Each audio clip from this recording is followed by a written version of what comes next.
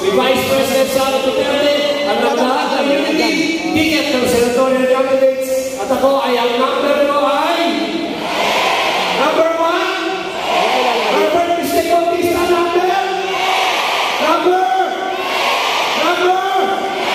Herbert Mr. Bautista, number 8 sa Senado.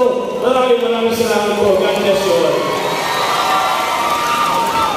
Number 8, Herbert Mr. Bautista sa Senado.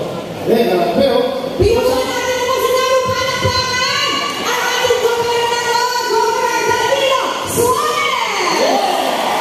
Kasama si Congressman J.J. Suarez! yan ang ating mahal, ang gobernador ng Senado. Okay, dire-diretso na natin ito. Ay, si Granny Stewa, hello, diretso mo ka naman. Okay, ang pinakamatutagdag sa ating bilusan,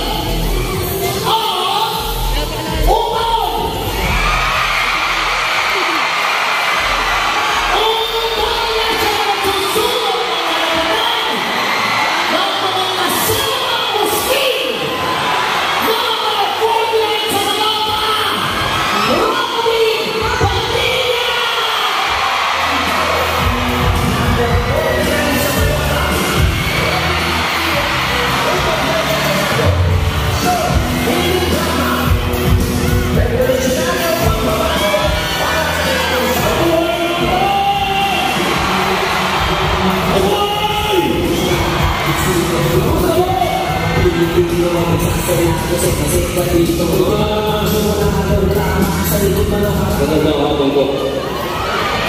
Magandang hapon mga tol. Kami po ay nabigyan lamang ng 3 minuto para magsalita. Kaya mabibilisan ko na po.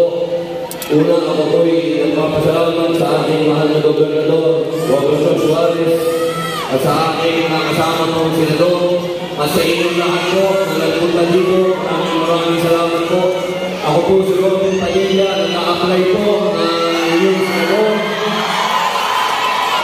Magmula po noong 1995, wala akong Muslim na senador. Katunayan, magmula po nang itinatag ang Senado sa Republika ng Pilipinas, meron na pong Muslim. Pero sa loob po ng 27 years, wala na pong Muslim na senador. Kaya po sa pangalan ng demokrasya, ako po'y kumakatok sa inyong mga puso na muling magluklok ng isang Muslim na senador. At ako po ay inyong ilagay sa Senado. Puno nyo sa Senado. Robin Padilla po ng Pilipinas. Nakajam daw, nakajam. Wala talaga. Wala talaga nakajam. Nasabi ko na po, ang gusto ko sabihin, at ang ko na po kayo sa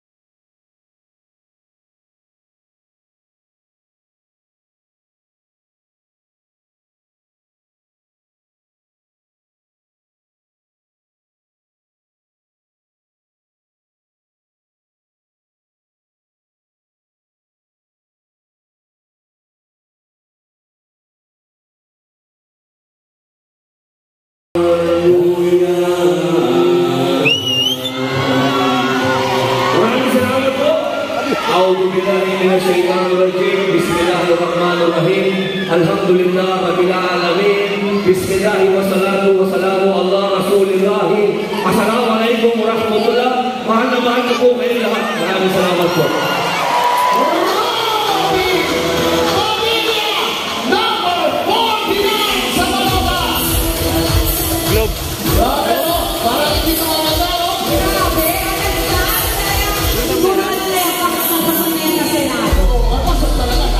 Yung isa ayaw gumana eh. Ang susunod na senador ay isang deputy speaker natin sa Kongreso. Representante ng Saging Party List.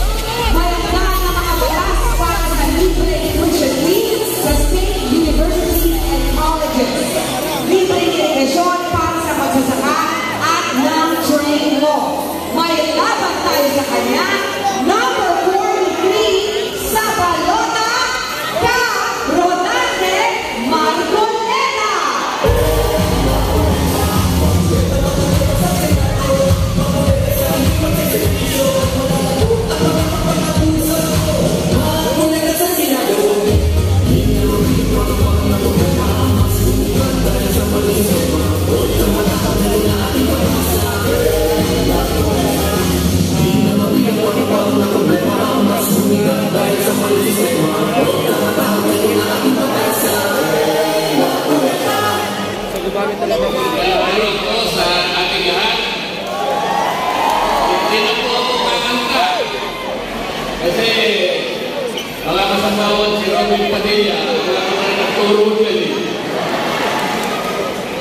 Salamat po sa inyong pagtugon sa hapon ito. Alam namin marami kayong gawain. Ngunit, nagtyaga pa rin kayo para harapin kami. Para kami sa pakilala at higay. Araw-araw, bawat lugar na puntahan namin, tumitibay ang paniniwala ni Marites. Sabi po ni Marites, wala na talagang kawala.